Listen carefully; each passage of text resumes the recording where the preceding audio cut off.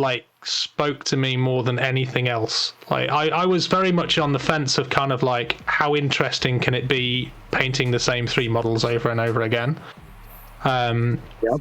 And that kind of stopped me from getting involved. But then I started putting them together, and it's like, actually, these are just fantastic models, and they're just an absolute joy to paint. And I was just chatting with Ben about it, and like he used to do he used to have a blog and a podcast called Breakthrough Assault, which was based around Flames of War. Ooh. Cool.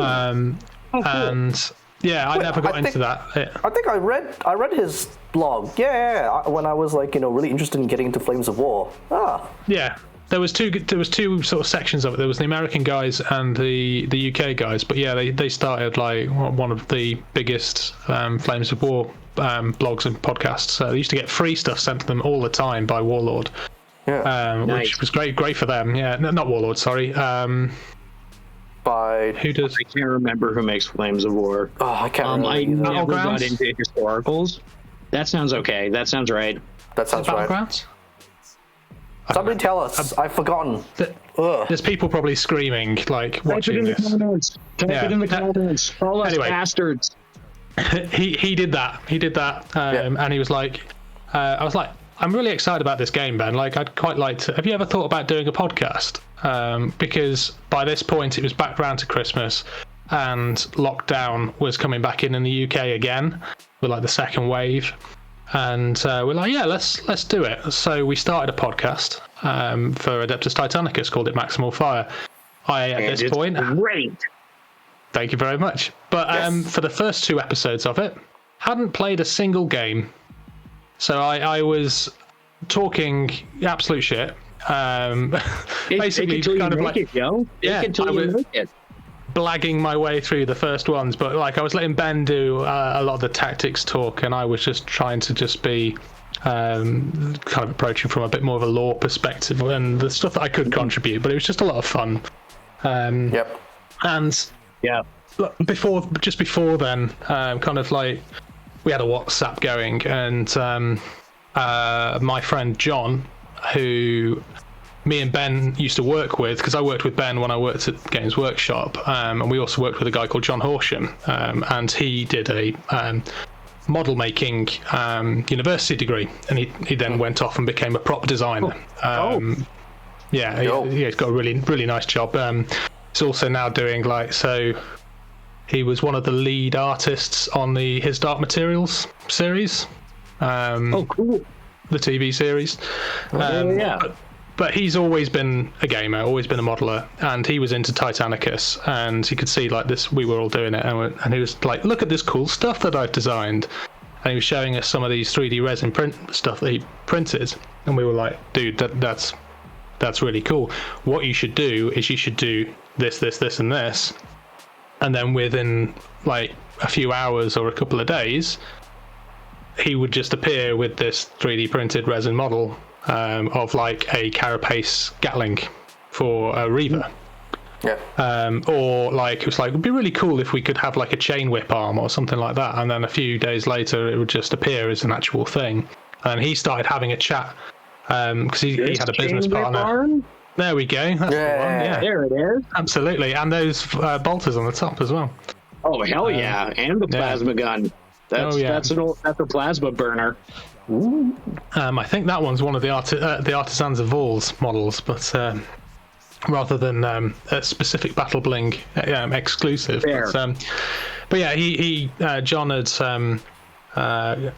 had a friend, business partner. They'd done a kickstarted skirmish game called Infernal in like 2015, and like they've been looking at doing a few board games and things like this, and they were like, we should turn this into a business, and that is how Battle Bling was born. And thank God it happened. Yeah, I mean, I think they definitely hit the market at the right time. Perfect time, really, like that second lockdown, and it was also, the AT community was exploding. Yeah, it was also suspiciously around the same time when like Forge World released their Carapace weapons as well, which I found that quite humorous, because I was still in the company and I did notice that and was like, is this a response to something? What's I couldn't possibly say if they saw what was coming out.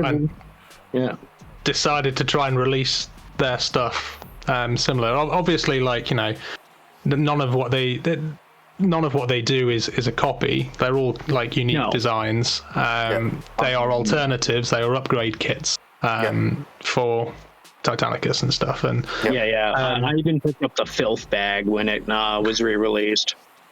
I've got the love hammer and the plasma beads. I love fist.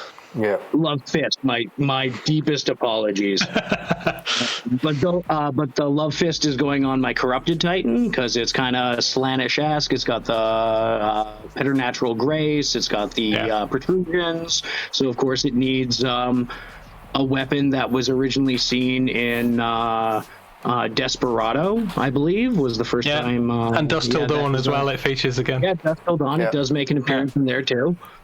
I don't know if it's in Once Upon a Time in Mexico. I only saw that one once. It wasn't as good. I was responsible for the original P3N15 groin cannon was my idea. The groin cannon. It was one of those things where I was just pestering them over WhatsApp. It's like, you should release a cock gun. And they, like Ben, you know, he always a sensible one. He was like, "No, Alex, it's a ridiculous idea. Like, what are you doing? Like, stop bringing the hobby down." And then we released it on April Fools, and obviously it's kind of become bringing the hobby down. What you should have what you should have done is basically constantly spam them with official pictures of actual cock guns from like the artworks, and just been like every day. Just like cock gun pics. I was very much, when I found out how successful it was, I became Captain Holt from Brooklyn Nine-Nine, turning to Ben, "Vindication!" It was a beautiful moment. Oh, that's lovely. Then obviously the anniversary came around again this year, and Johnny phoned me up as like, "I've got an idea for what we can do for this next year's worth of." Some of the ideas, man, that we were floating around. Originally, they were going to be shipped in condom packets. Oh my god, that would have been so good. Oh, I would have bought one to never open, and maybe keep in my wallet. But it was like, because I talk quite closely with, I don't know how many of these secrets that I should really be telling you, because I'm like half cut and I've had a few glasses of wine, but like that's the perfect time to ask you questions. Half my wine. Yeah. Wine and dine. That was the original idea, and I was like, God damn it, man, that is the most beautiful idea that you should do, because it's like totally tongue-in-cheek. Like, it's become its kind of own thing. It reminded me a bit, like, we were kind of thinking about the whole Cards Against Humanity did similar sort of stuff, didn't they? Like the bullshit box, which was literally a box with a turd inside it, and they sold to everybody. But Johnny phoned me up and he was like, "I need some names for these things," and it was like, one of them is and he sent me some images of it, and it was the groin cannon Mark II, basically a mini Quake, and I said, "It's got to be a love fist, mate, but we can't call it the love fist." Love fist was I was like, I've got this name somewhere in my brain. Turns out it's Grand Theft Auto. It's one of the rock bands from, I think it's Grand Theft Auto Vice City, is called Love Fist. Okay. But obviously we didn't call it Love Fist. We called it the LOV3L15T, I think it was. Yeah. But he vetoed my suggestion of the plasma beads, because I wanted to call it the Bum Fury Plasma Annihilator. And he thought that was maybe a little bit close to the knuckle. So little much. We know they're beads. We know they're near the tuchus of the Titan, but we don't need to tell people. Don't pull it out like a lawnmower. It's not a lawnmower, kids. It's definitely not. No. So it became the plasma beads instead. But yeah, I've had so much fun with the guys from Battle Playing. Obviously, it helps that we know them. They sponsor the show. Yeah, and their attitude, the tongue-in-cheek nature was what really caught me. Like, it really reminded me of an earlier era of Games Workshop sensibilities, when there was that little bit of extra adult humor that kind of like just kind of flew under the radar for a lot of things, or sometimes was just painfully obvious. Yeah. Yep. Johnny does channel a little bit of Gamesworkshop, doesn't he, as well, I think? Yeah, like, I don't think he... But, like, Yeah. his, like, angrier, drunker, knife-fighting cousin. Yeah. Yeah. Like, to be fair, right, like, Gamesworkshop does embody that kind of, like, hobby everyman a little bit. Like, he himself is, like, quite a great guy to be around. Just the directors, not fun. The business side, not fun. What caught me with Battle Bling, because I was just dorking around Etsy being like, Adeptus Titanicus crap. Looking around, and the fucking boarding like pod full of Terminators. I was like, oh my god, I remember this from like original AT, and the metal components you used to be able to get from the catalog in the back of the rule book. And then I kept scrolling through, and like I ordered the chainsaw face and just all sorts of alternate weapons, and just magnetizing the ever-loving piss out of everything. Yeah. They took a lot of inspiration from like the original 1980s aesthetic. I think that's the right way to go. I think that's really the right way to go. Like, they've really channeled the nostalgia element of AT, because there is a lot of play. I mean, I never played the original Titanicus. It's just neither did I. But playing I this game. Four of the Warlords. Oh, I didn't. I had Space Marine, but that was it. I bought Space Marine, but very rarely played it. And a lot of my friends were big Epic fans, never really played it. But it was only this which called to me. Yeah. Like I only collected Titans at the time, despite the fact that was a terrible army list in Epic. And it was the Legios Fantasticus. And they were all painted up in like clown colors. And my headcanon was, instead of the war horns and the church music, it was just circus music at such a high decibel that it would just make your ears bleed. Yeah.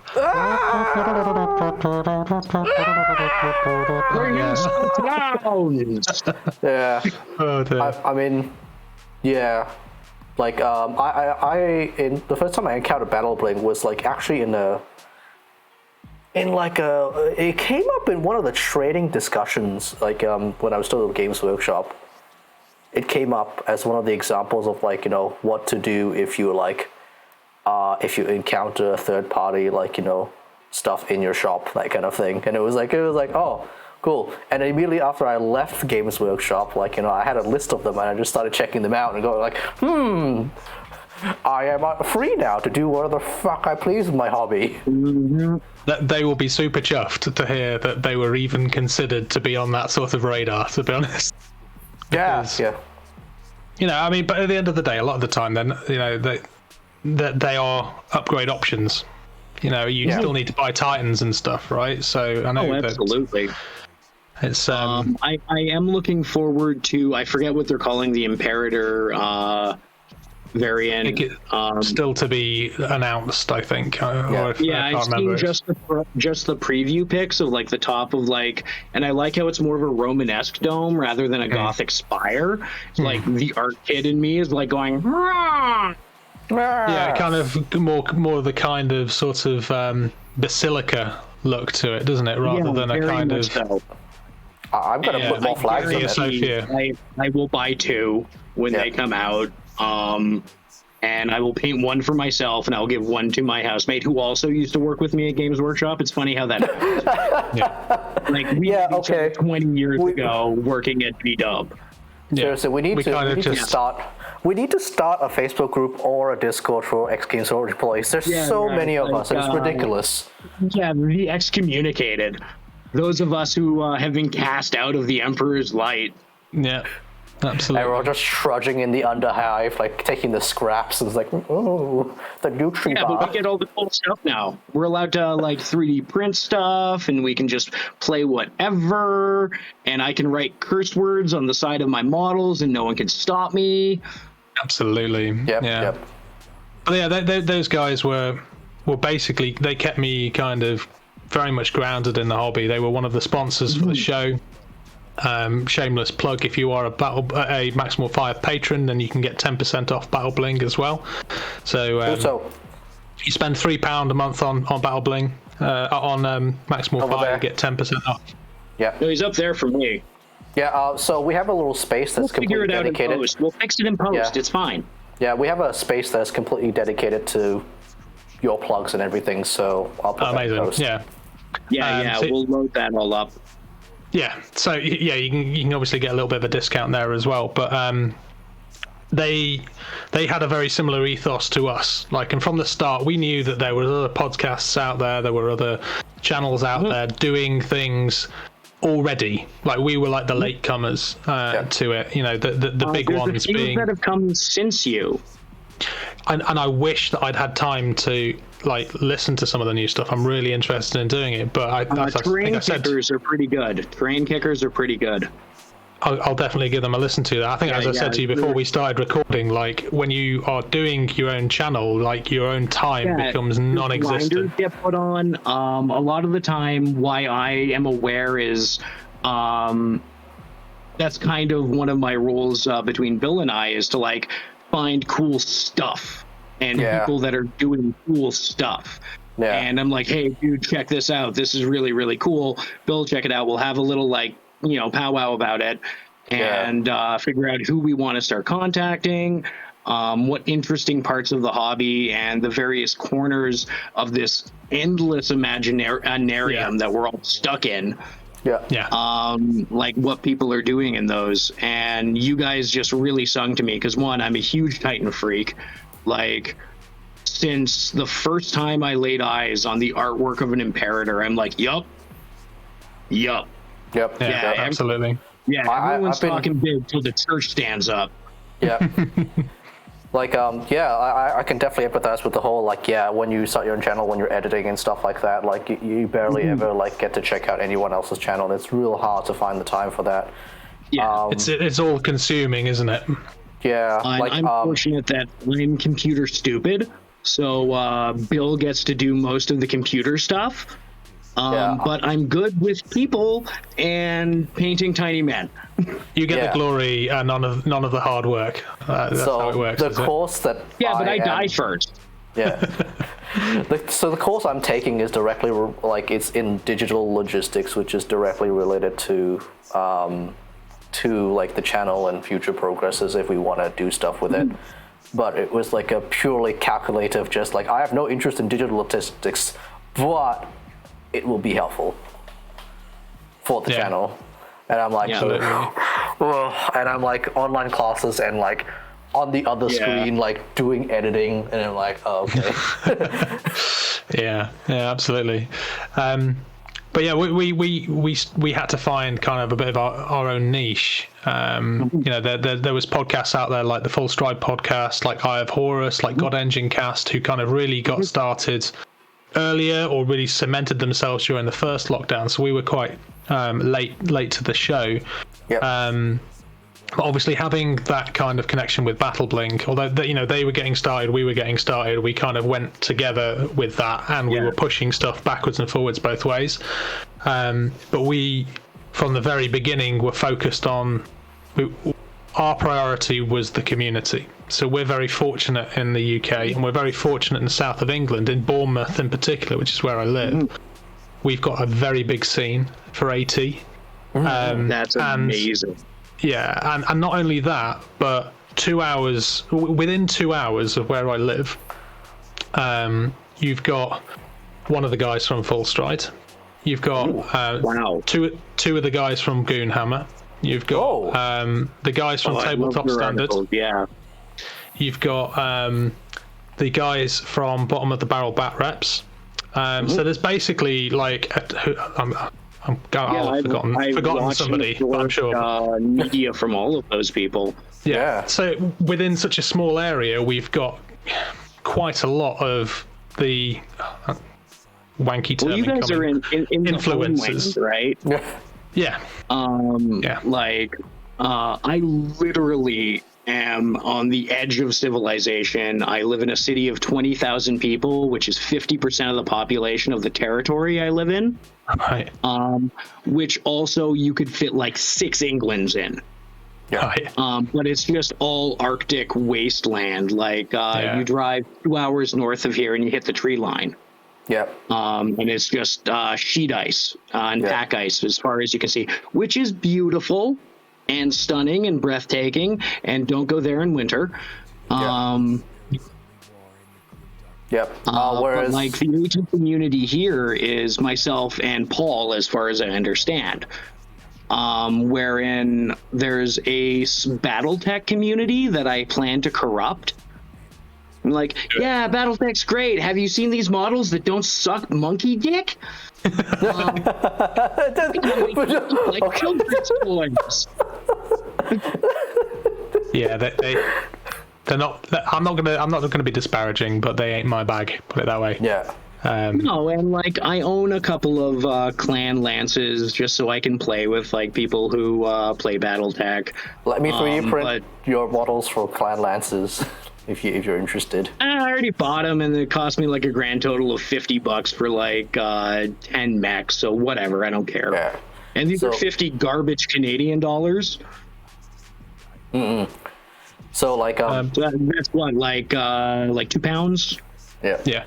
So the 3D printing company I work with in the same workspace for my commission painting stuff, they recently got like an 8K printer, like an 8K resin printer, and it's like, oh, so good, so accurate. Yeah.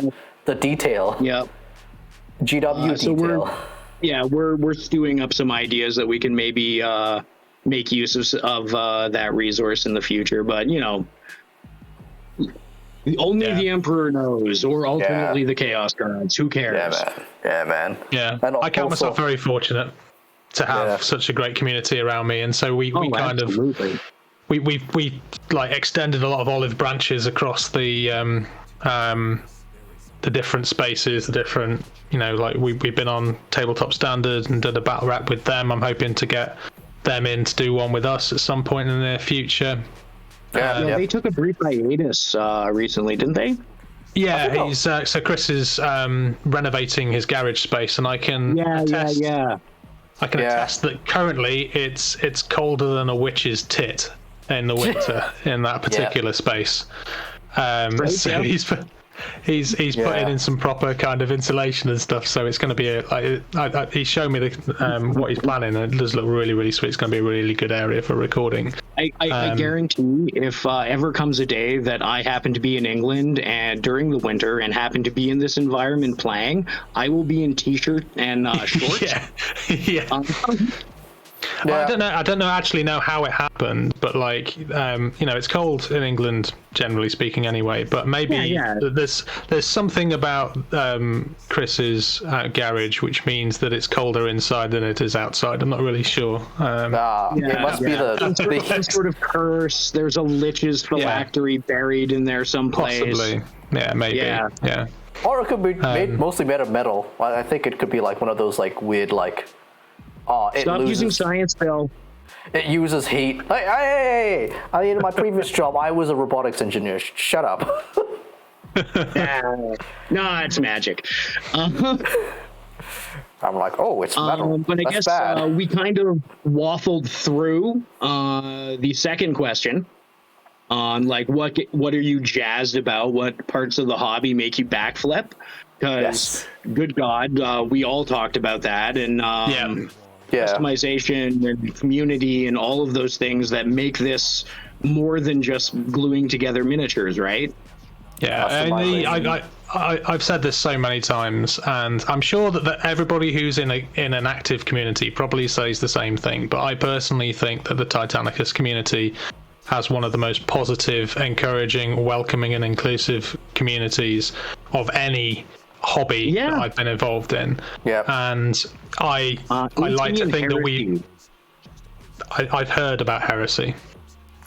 At least here, or in my hometown of Toronto, in like the rational part of Canada,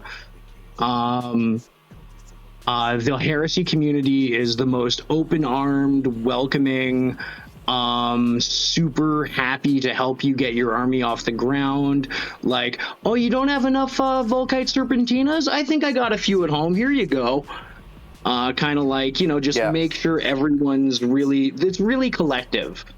I don't want to kind of put a label on it though, but do you think that that's got something to do with it encourages the older veteran gamer, possibly less competitive tournament type players? Yes, to a degree, and that totally fits in with my gameplay. Like, I like fun. I prefer a more narrative feel. There is a competitive streak in me, but it's not particularly wide. Otherwise, I wouldn't play games at all. Yeah.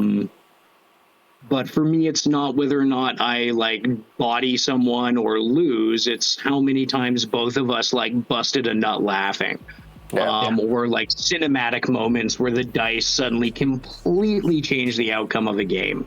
Yeah. And that is why Titanicus is the best game that GW does. It's the best game. I know there's going to be a lot of haters out there who are going to say, no, it's not, but you can laugh at your own dice. Yeah. I will stand back to back with you and defend this point against all the 40k, AOS, Necromunda, God, what the hell? Blood Bowl, what's still being played? Warcry, yeah. The game that looks like it's a lot of fun, but I'm turned off it because there are no words and numbers. I don't like the symbol thing. It bothers me. I don't know why. No. Okay. So, that segues. Okay, that segues right into our third subject. Into number 3, which is what are you most concerned about the hobby? Because I've got a few to add to this, but it's all up to you. Yes. My obvious concern is the lack of miniatures which have been announced for AT this year. They announced the Direwolf in January. We got 5th chicken and that's it. Yeah, and that's been the best part of 5 months between announcing and actually releasing it. There is a part of me which is hopeful that literally they have released so much stuff for other games in the first quarter and a half this year that there's a part of me which hopes that this is just backlog and they're getting through it and they've got a lot of stuff, and obviously there's so much which is going to have to come out with the launch of a new Heresy edition, which I'm totally going to get involved in. We've got plans as well that we're going to be maybe doing. You what? Sorry. We have plans as well. We also have plans. We're going to be doing Tale of Four Gamers style, collecting and painting face off, and that's going to be a challenge for me because Bill literally paints at the speed of light, where I paint at the speed of I can sleep in my studio space and paint. I can just stay overnight there, and the security guard's like, "Are you alive?" Yes. Okay. Fair. But two ones in the house, so it's a little hard to run the airbrush at midnight. Yeah, I don't think that we'll be kind of going down the road of doing a podcast for Heresy. We might start adding in a little bit of Heresy talk here and there, but we're still going to remain focused on AT. But I think because it's the same era, it would be nice if we could do the odd back rap. Yeah. Or narrative bat reps that kind of overlap into each other, like a Heresy game that then gives some sort of advantage or disadvantage to the winning or losing side. It's funny you say that. Yeah, it's funny you say that because we've already talked about how can we take a Gothic game to influence an AT game to influence a Heresy game. I will share with you some of my notes because I was working on a 30k AT campaign where it will be 2 simultaneous games of one of each going on for one battle, so that they would vary very easily. So you get the micro and the macro scale, playing simultaneously on 2 different tables. I was thinking about that. I was thinking about doing that for a few months, but then COVID hit. So I'll share some details on that. Absolutely, please do. Yeah, that'd be great. But that's my main concern, really. I think that AT is in a really good place, I think, at the moment. As far as balance is concerned, there is a few kinks, right? There's a few issues where like you can read. Like we need a few clarifications on certain rules here and there, and that was what kind of prompted us to, after our last tournament that we did in February, we decided that we were going to release a unofficial Maximal Fire FAQ document. Yeah. Okay, so similar to like the Mournival guys for similar. Heresy. Yeah, similar. So basically, there was a few outliers and things that I constantly saw people asking me, how does this work like this? Or from watching the people playing the tournaments, questions I got asked, rulings I got asked to make and all that kind of stuff. And I sat down and thought about a few of these things, and then just basically wrote, this is how it works if you're coming to a Maximal Fire event. And interestingly, there's been quite a few people who have taken it up as a basis for their own events. But also, the way that I kind of considered it was, you might feel strongly about something one way, I might feel strongly about something the other way. If you just agree that there's this document here, and we will use that as ultimately the kind of, we'll take that as how we're going to play and cross that bridge, and how we kind of get past like our differences. And yeah, so we did that, but like the game is in a good place. Very much so. I would like to see, it's been over a year since the last FAQ. I think we could do with having another FAQ, but I don't think we'll get one until we get a new book. Yeah. Well, because at that point we will have added 3 new chassis. There's a there was the Master is the War Master. Like, I don't know, the Iconoclast is kind of its own weird beast. Personally, what I would love to see is, instead of introducing more new Titan models, I want to see what a fucking Night Gaunt and a Carnivore look like. I've been reading about these things for 3 decades. And as an Audax player as well, like, they can only take scale 6 or lower. So where are my scale 5 Titans? Like, Audax are in a weird position. You want them zippy boys. I mean, the Direwolf will help them, but it would be nice. I think, generally speaking, what I would like to see is what I'd like to see coming in Q3, Q4 this year. I want to see a new campaign book, which maybe is based around the Siege of Terror. Maybe it kind of addresses things like Prospero and Talon and those kind of war zones. A big ticket item in the Heresy, one of the big boys. If they did Prospero, then they could finally give the Legio Zestobiax players some rules, and maybe they could bring in Palladus Moor, who are another really big Legio who haven't got any rules at the moment. But I'd like to see them bring in a couple more maniples, which are based around direwolves and warhounds, that would allow Audax to go from 2 maniples to more. I really wanted them to say generic enough that any Legio can take these maniples, but at least it gives Audax all the little things, or more options and more special rules, so you can tailor your force. What I really wanted, and I still think they missed a trick on this a little bit, what would have given Audax a real lease of life would have been allow them to swap a single Reaver in a mandatory assignment of Titans for a Warhound, because that would have opened up things like the Ferox to them, which would have just given them another one. Ferox, Ferox is the Knife Fighters, that's the one. So that with close range Warhounds skittering around your feet, that would be dirty fun. It totally fits their kind of lore and the way that they play as well. But I can see by the time this goes out, the Direwolf will probably already be released. But like my never know. I work fast.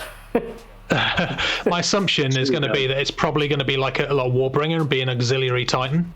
So you could take like 1 per maniple. But if they introduced, if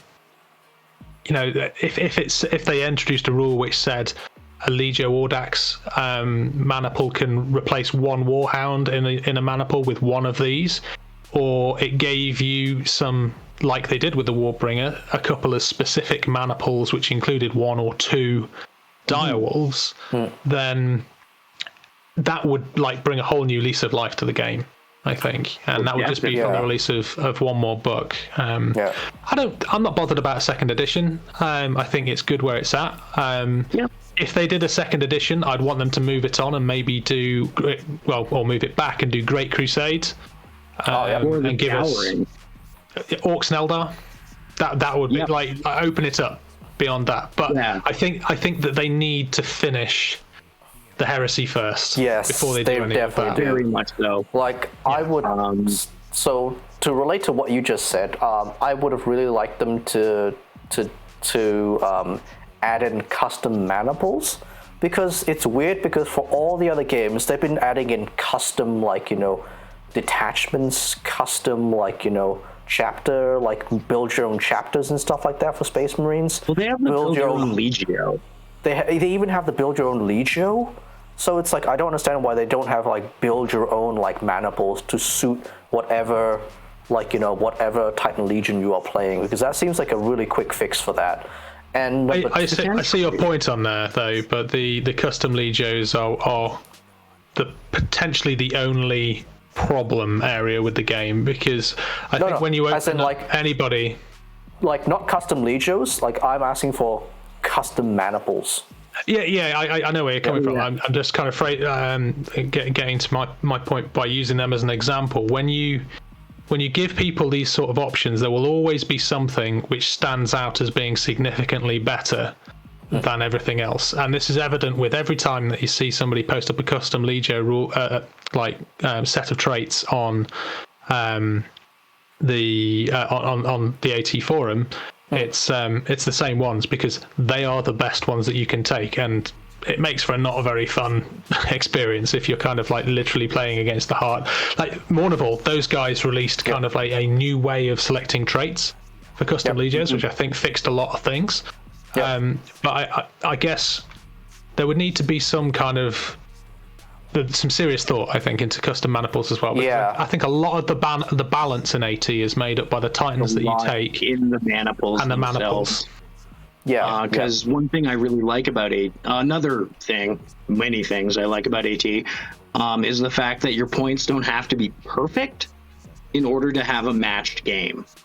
Like it has its own systems baked in, that you can have an asymmetrical game within a certain amount of wiggle room, and it's not going to be like just whoever has that extra 150, 200 points is just going to spank the other person.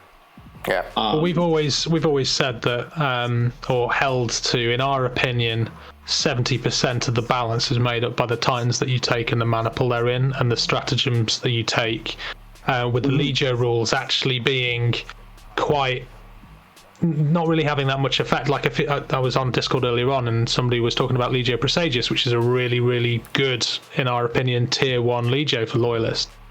And they were like, would it be unfair me taking this? Like, is it too strong? And I was like, well, no, because a good player could take a trash Legio and beat an average player with the best Legio. And Ben won't mind me tooting his horn a little bit, because he's one of the best tournament players that I've ever seen. But he won our second to last tournament with Legio Krytos when Krytos were trash.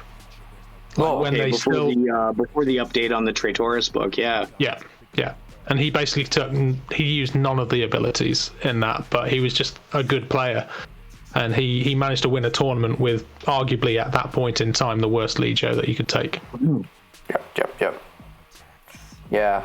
Absolutely. And what the other thing that fixed knights.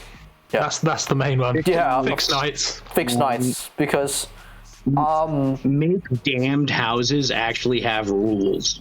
I want to shove demons in more crap, mostly because I want to cut it up and make it look neat. But the fact that there were no rules specifically for corrupted knight houses in the Trader book did take me slightly aback. But I want House Divine to be all weird and sexy. Yeah, it feels like knights are like their own kind of separate thing that are kind of being left behind, and it's weird. Almost like a different game. Yeah, it's like playing two different games. Yeah, and it's very weird because like for a very long time you got knights in your start collecting, so it's like, what do I do with these guys? Like, so like quite a few people that like started like maybe like Titanicus or like one start collecting before the most recent one have a lot of knights. Yeah. So it's like, what do I do with them? I don't want to bash knights. I just traded off after I had painted them up as Rakendior. Well, it's not trash. It's not bashing them. It's just that as a new player, I find them very hit or miss. Very hit or miss. That's the point that I want to make as well. It's like I don't want it to come across like I'm building a household myself because I think that they have a valid position in the game. I just think that they haven't had much, if any, love since Doom of Molech, and their stratagem points. The whole way that stratagems work with them is ludicrous. Like you could be when I played in our second to last tournament against a knight household, I had 3 stratagem points. He had 8 because of the fact that he didn't have a legio, therefore I didn't get the extra 2. And then I did take a legio, so he got the extra 2, and then he gets additional ones from like his High King. So there's just a lot of like he had 8 stratagem points, but the only place he could choose from them were from the Doom of Molech book, and that they haven't been updated with the rest of the stratagems. For That's quite an old supplement at this point. It was the second one they released. Yeah, it's literally this. Yeah, it is the second oldest. It's so like as a new player, I don't know how to like if I introduce it to somebody and like they pick up like a few knights because I don't know, maybe they like the models, I don't know.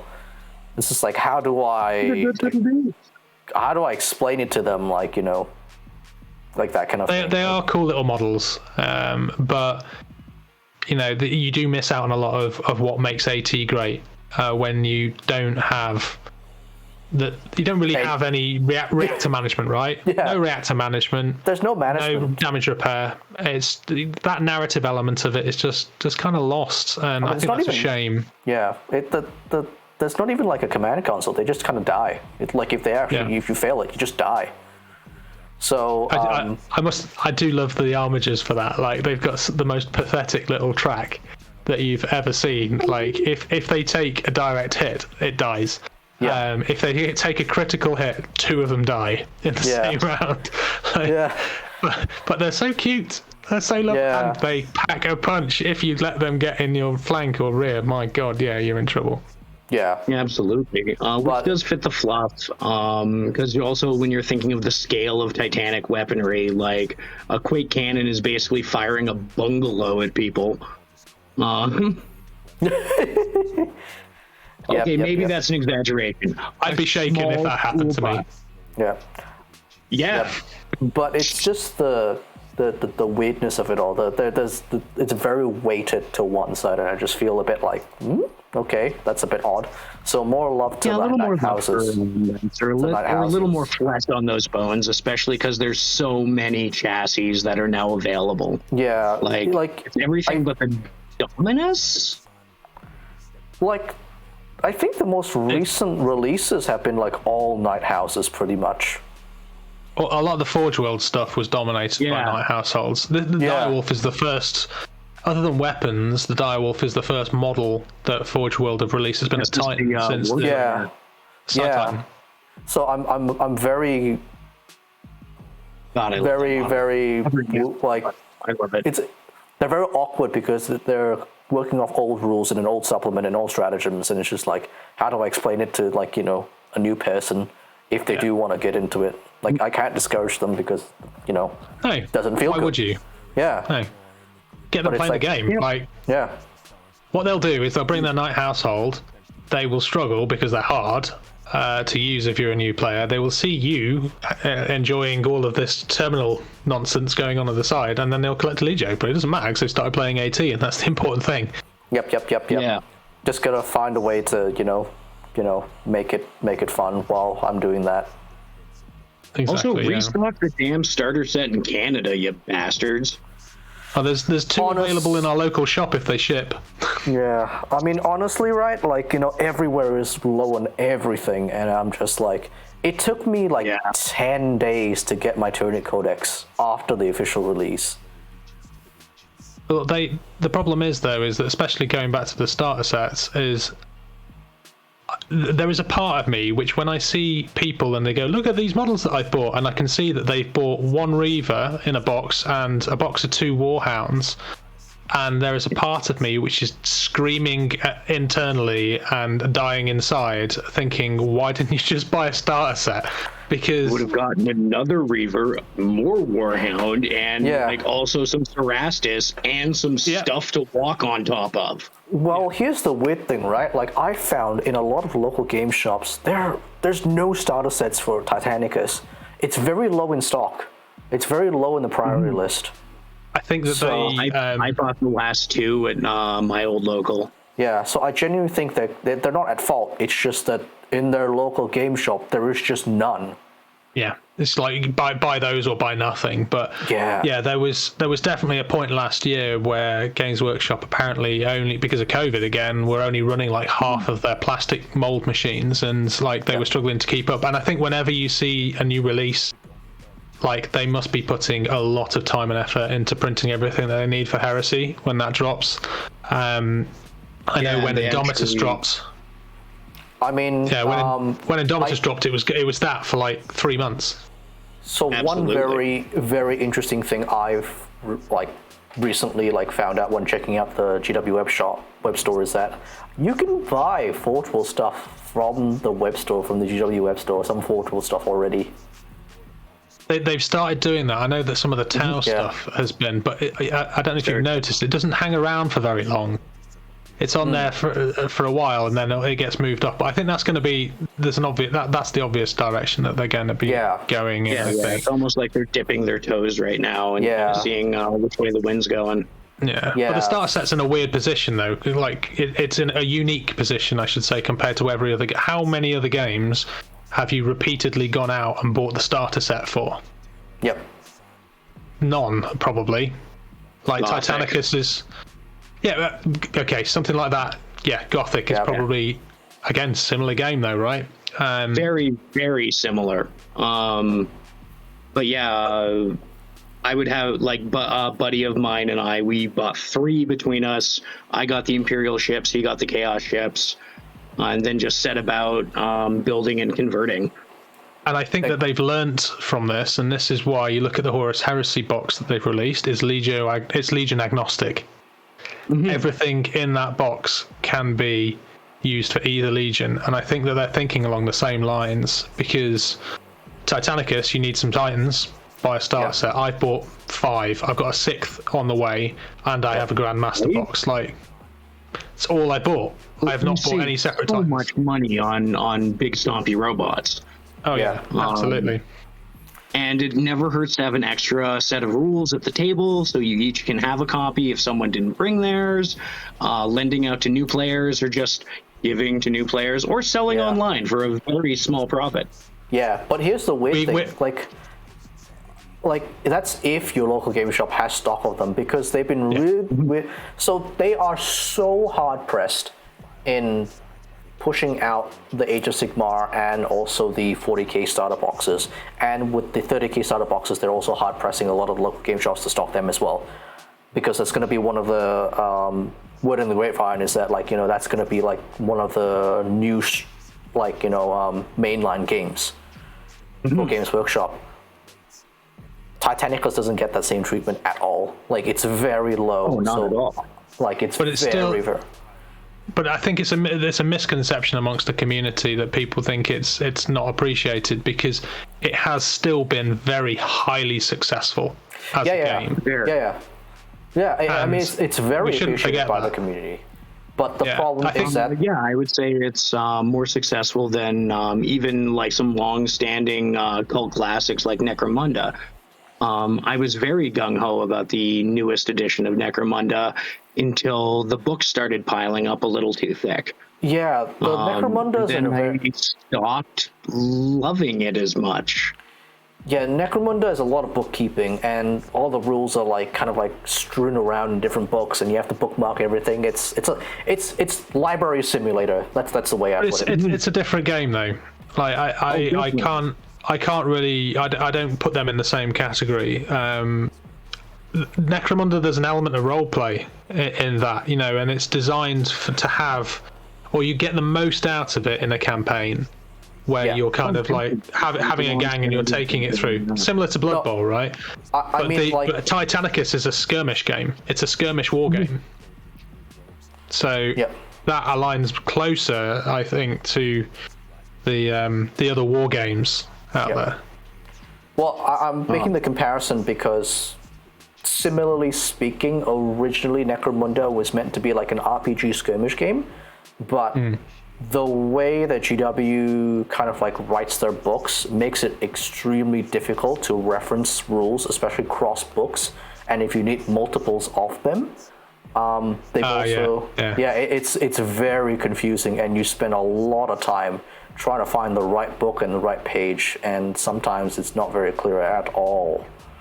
Which is why the Loyalist and the Traitor book for AT was an absolute godsend, because it just sticks it all in two books, which are nearly identical, bar some slightly different rules for your legions. Exactly. I have this and my rule book, and it's all I need, and it's all my housemate needs, because he's also playing Traitors. And sure, we're going to fight each other, but that sounds evil. So my concern is that, like, because Titanicus isn't getting this push from Games Workshop, at least from the trade sales guys, to the retail stores to stock these, there's very limited availability. Those of us on like the Outer Rim, for instance, have a little more trouble getting access to it, which makes it harder to convert the masses ever so slightly. Well, not even just that. Like, okay, so regular game shop here, in Singapore, population of 4.8 million people on a tiny little city island, very densely compact, right? Only one shop in Singapore regularly stocks these, and it's the official Games Workshop store. So like they're so low on the priority, and they're not pushed very much at all to the other retail stores. So it's like I could probably go down to my local game shop, and they're probably one of the biggest, and they're right back damn in the city, and they maybe have like 2 boxes of something for Titanicus. That's it. But you're also paying full whack, aren't you? Paying the full RRP, whereas like in the UK there are so many stores which are offering 15-20% off. All the independent retailers do that. In Canada, at least, it's standard operating procedure that your independent is going to be between 15 and 30 points cheaper than your MSRP. Same thing here in Singapore. But the problem is we have one shop in Yellowknife, and I don't care if he sees this. It is run by an idiot. He doesn't stay on top of meta. He does not care about what the new hotness is. He's stuck in 1999.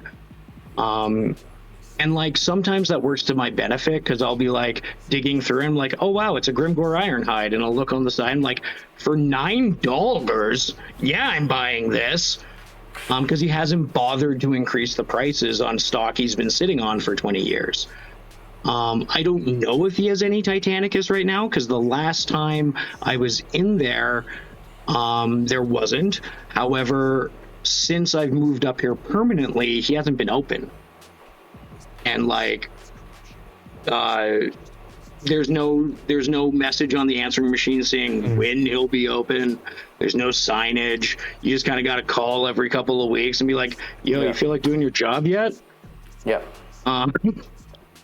I totally see where you're coming from in this though, and that is quite a big concern, because when we did our Beachhead tournament in February, we had about 20 tables, just under 20 tables. No, sorry, I'm overstating. We had about 15 tables, and the 40k, the 40k guys next to us had like 100 tables. And there was a part of me which was immensely proud looking across what we'd done, because not only did we have some of the most thematic looking boards, but we also had some of the best painted miniatures in the hall, apart from maybe some of the historical games, because they're kind of like next level, or those guys do.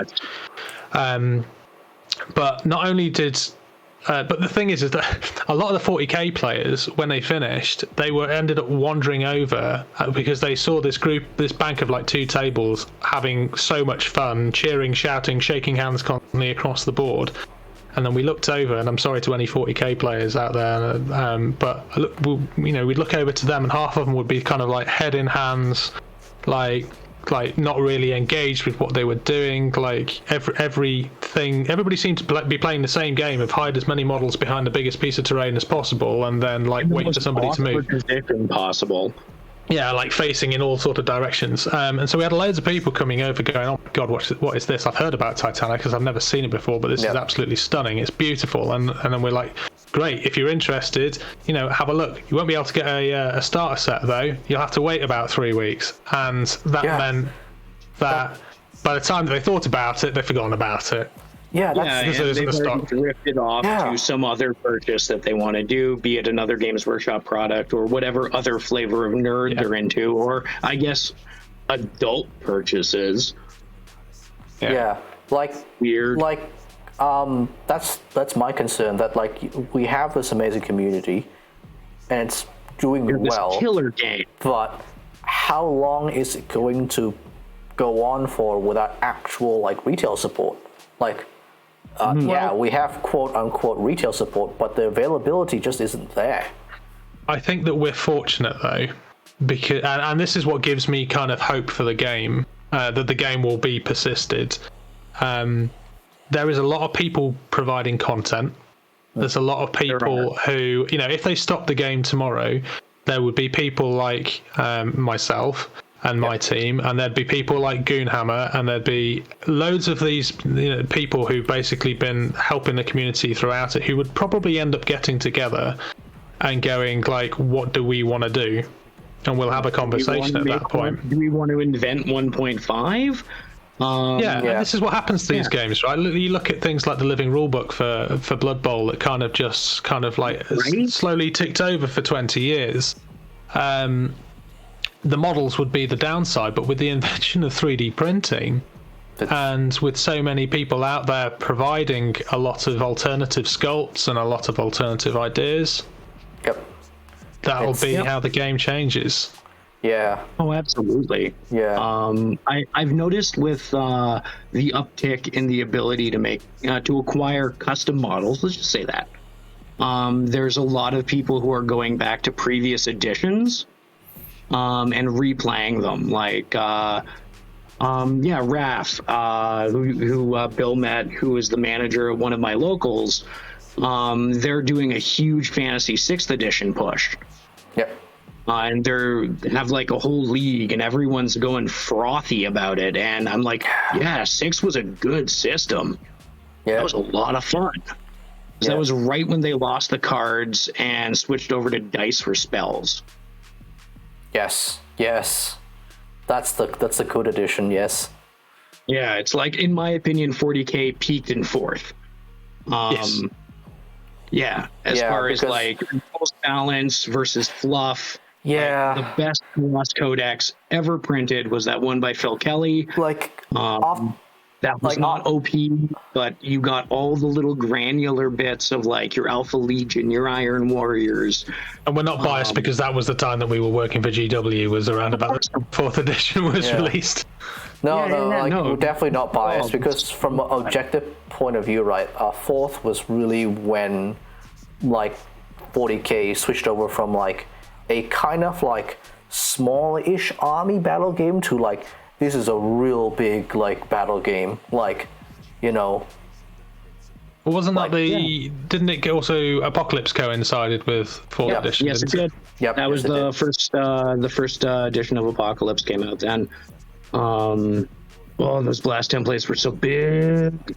Yeah, but it's also like when there was a fundamental change in 40k, from 4th to 5th, that was when that happened. And was still like, it was like 4th with a bunch of extra stupid like crap bolted on that whatever. No, specifically like the points changes. That was the real big thing, and how armies were built. That was a real big thing. So it fundamentally changed like what the game was. It went from small armies to big armies very quickly from that like fundamental very change. quickly, because that also coincided with like the death of all things.